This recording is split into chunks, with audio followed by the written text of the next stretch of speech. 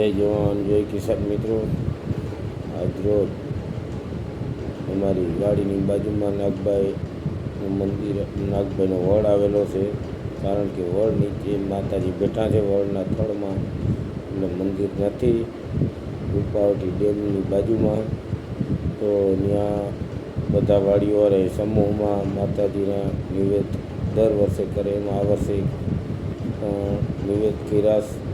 સાફ સફાઈ કરીને નિવેદ કરવો એ અમારો દરેક આજુબાજુની વાડીઓવાળાનો એક નિયમ છે કે દર વર્ષે વૈશાખ મહિનામાં એક વખત સમૂહમાં બધા વાડીઓવાળાને ભેગા થઈને માતાજીની લાપસી, દાળ ભાત, શાક સંભારા કરી અને ત્યાં બધાને ભેગું ભોજન લેવું અને આજુબાજુમાં સફાઈ કરવાની, બધું ચોખ્ખું કરવાનું. તો આજે એ હતું, એનો વિડીયો છે મિત્રો. તો જોવો, શેર કરજો, સબસ્ક્રાઈબ કરજો મિત્રો.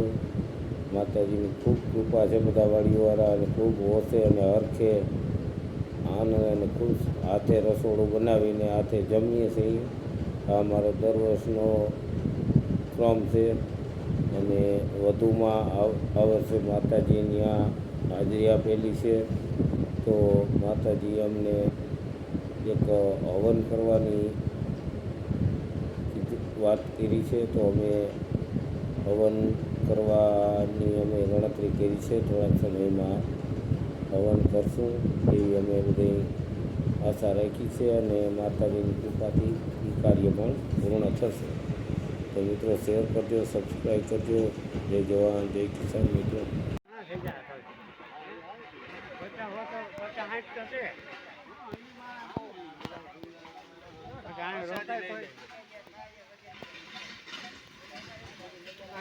વાતમાં હું આવું પાડું નાખ દે એને વેવાય બહાર હતો ને, વેવાય બહાર બહુ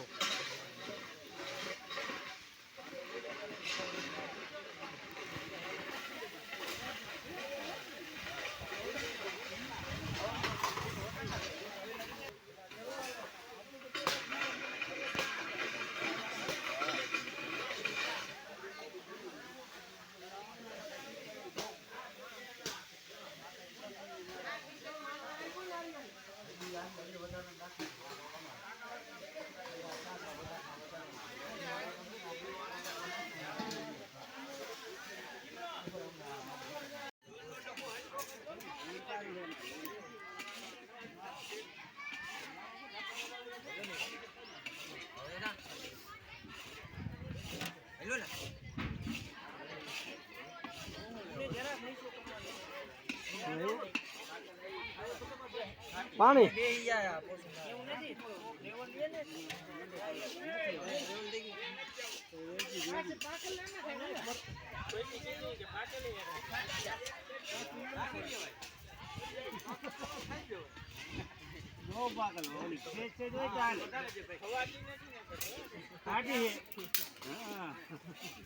વઘાર દેવો ને એટલે મેલ દે ખટાશ.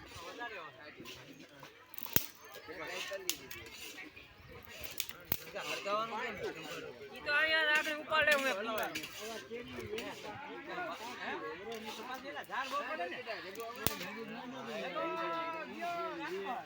મોબાઈલ નવો માગે.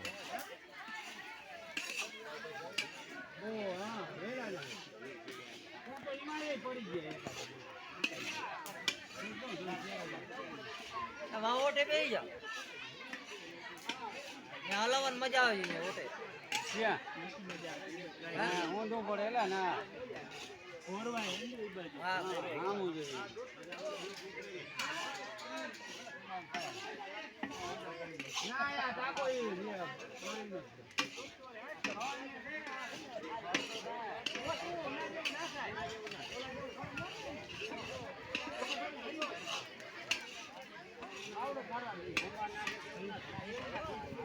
અરે બરાબર છે.